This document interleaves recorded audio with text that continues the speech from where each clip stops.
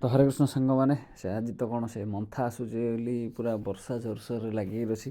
ତ ଦିନ ଯାକ ପୁରା ଝିପିଝିପି କରିକି ବର୍ଷା ଚାଲିଛି। ତ ବର୍ଷା ଚାଲିଥିଲା ତ ଦେଖିଲି ମୋର ସବୁ ଘରରେ ସେଇ ଟେବୁଲଟା ଆଉ ସେଇ ମହାପ୍ରଭୁ ଟେବୁଲଟା ଦୁଇଟି ଯାକ ଟେବୁଲ ପୁରା ଅସନା ହେଇକିରି ପଡ଼ିଥିଲା। ତ କ'ଣ କରିବା ଆଉ ଘରେ ବସି ବସିକି ବି ବିରକ୍ତ ଲାଗୁଥିଲା। ତ ମୁଁ କହିଲି ଚାଲ ଆଜି ଟିକେ କାମରେ ଲାଗି ପଡ଼ିଆ। ତ ସେଇଟା ମୁଁ ସଫାଇରେ ଲାଗି ପଡ଼ିଲି। ସେଇଟା ସଫା କରିକି ଝାଡ଼ୁ ମାରିଦେଲି।